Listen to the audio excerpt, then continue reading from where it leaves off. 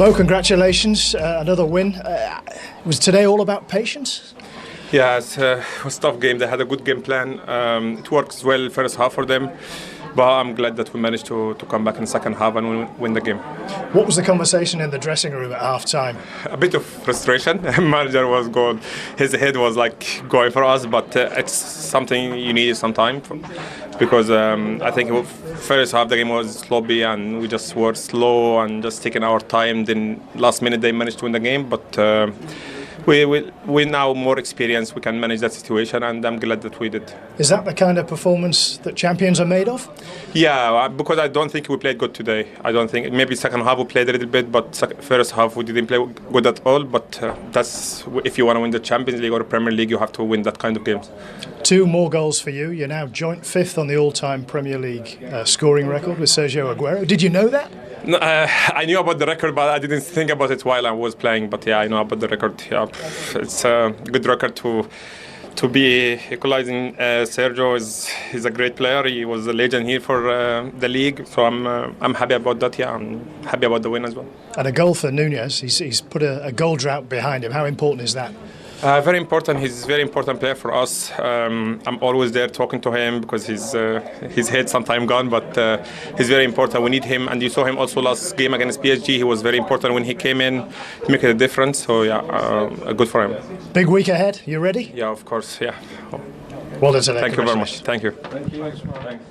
You kind of almost run out of ways of describing Mo Salah, don't you? I mean, 2 special milestones for club and, for the Premier League all-time goal scorers list.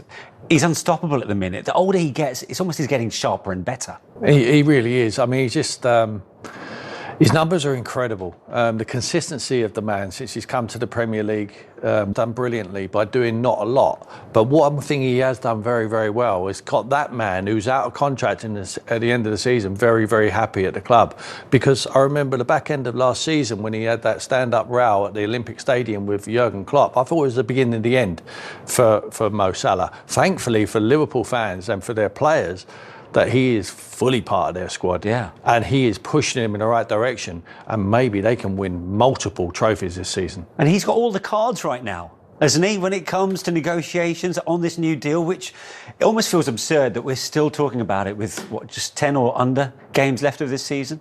He's certainly, based on his performances, which is difficult to do, he's certainly managed to get a number of cards. I think, just adding to what Tim says, what's helped him this year a lot is the fact that there's a number of players there at Liverpool who have stepped up to another level. I think McAllister looks a different player this year. Gavin Birch, who we didn't see much of before, he's been huge for them this season. Players able to bring off the bench. Speak about Endo, he barely plays. Most players can't do that. He's made a contribution. There's just so many players who have stepped up. And I think that helps the likes of Mo Salah. They dominate possession, they create opportunities, they get him the ball, and he's hugely talented, and that's when he thrives. Well, let's look back at how Liverpool managed to come away with all 3 points. They came from behind in the second half. Now, before we see Darwin Nunez' goal that made it 1-1, I've got to ask you the question, should he have been on the pitch at that point after what we saw at the end of the first half with this challenge on Kyle Walker-Peters? Should it have been more than a yellow, Tim? No, not for me. I think it's a yellow card. I think it's petulant. We don't like to see it. Players get very annoyed with them sort of tackles. But I think Mo said there, sometimes he loses his head and he has to talk to him. But sometimes they can let your team down. If you're not playing Southampton today, you've got to let your side down there. But they've managed to calm him down at half-time. The manager's made the call. He must have thought, do I bring him off? Because we're 1-0 down and we go down to 10 men, it could be a problem for us. But he managed to keep him on the field. And to be fair to the lad, he stepped up and he scores the equaliser, and then he gets the penalty for Mo to put him ahead. So you have to give him credit, but I think it's really good for Arne Slot to say to him, there's a warning there. That's petulant. You can't be like that. You can get away with it playing the team at the bottom of the league, but you don't get away with it. You're playing midweek against PSG. No. Or you're playing the cup final against Newcastle next week and beyond. There's big trophies here to push for. So you don't need petulance within your squad. I think the tackle's borderline though. I think we've seen those in the past. He's just kicked him. I think it's one of those ones that people sometimes call an orange. You can't just kick people. He's not gone for the ball. Yeah, but Liverpool's response was impressive in that second half, and it was Darwin Nunez with a fine finish actually, wasn't it? Because all eyes on him, and the expectations were high considering who they were playing this afternoon.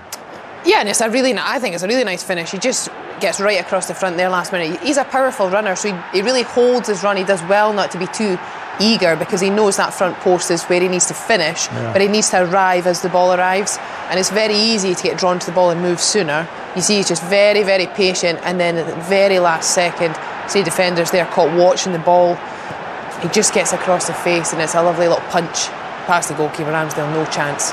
Really nice finish. Good finish.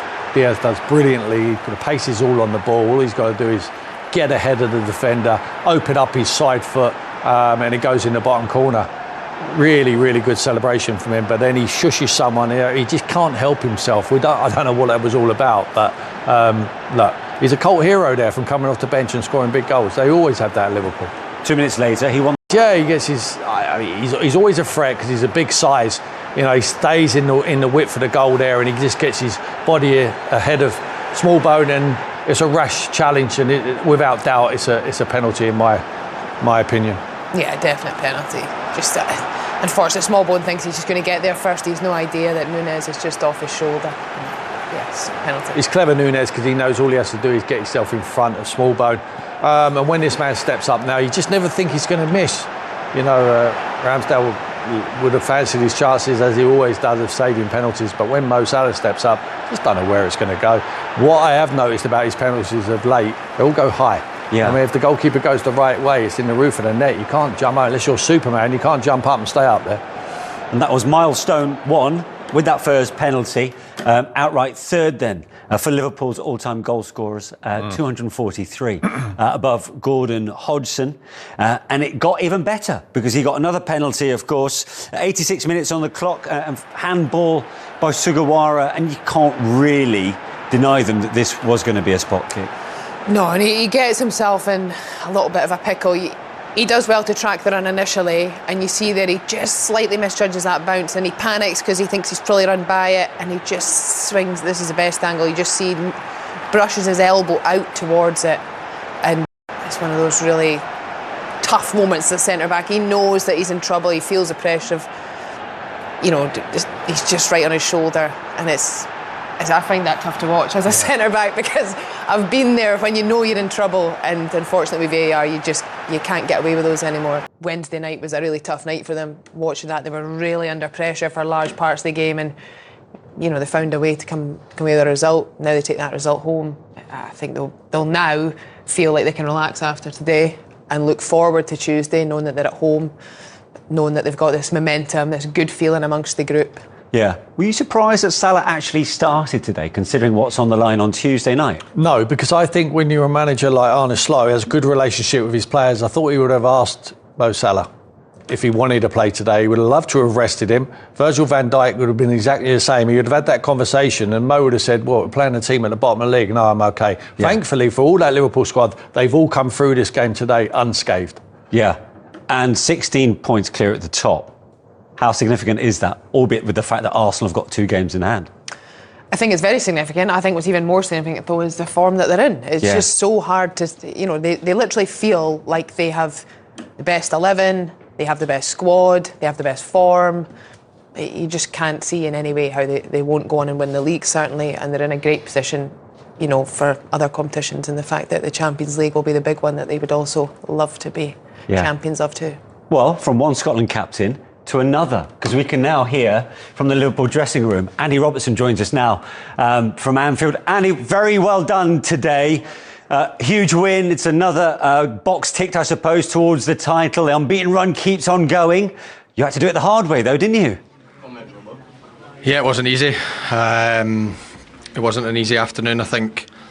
First half, I thought we started the game well, first 5-10 minutes, but then I thought we gave them the confidence. They started building into the game, gave them a few corners, gave them a goal that shouldn't really happen, and then we've got an uphill battle from there. But I thought the lads were excellent second half. I thought we showed the reaction, we brought the energy, and luckily we got the 3 points in the end. What was it at half time? Because it felt like it was a pretty sluggish first half from Liverpool. Couldn't tell you, I was running about the pitch trying to get warm, so I missed the half-time team talk, but I think the manager's message to me, Maka and Harvey, was to bring it. It was along the lines of, there was nowhere near enough energy, nowhere near enough in our press or on the ball we were too slow, and we had to up it. And I think all the lads did that second half. I think we helped obviously do that, but I think everyone else reacted as well, and I thought second half was a lot more like us. And it's 16 points clear at the top of the table, albeit the fact that Arsenal got 2 games in hand. I have to ask you, is that one finger on the title? You can say that. I've been in title races before that I've not ended up with the trophy and things like that. So we've came through a really intense period of time. It's been really tough, probably since January through to now, and that's us done in the league now, which is obviously we don't play into the league until another probably 3.5 weeks now. So we can kind of forget about the league a little bit just now, and obviously we've got a massive game Tuesday and then cup final on Sunday. But look, we're in a fantastic position. We can't deny that. We've put ourselves there. We've kept working hard. We've kept picking up points when it matters most, and we have to keep doing that, because what have we got? We've got 9 games left, 8 games left, and we have to keep pushing, and we have to play better than we did in the first half. That's for sure, to keep picking up the points, and hopefully by the end of May we can have our hands on the trophy. Yeah, as you said, it's the start of a huge week for the football club. Well done today, and good luck with the next few days, Andy. Thank you very much. Thank you.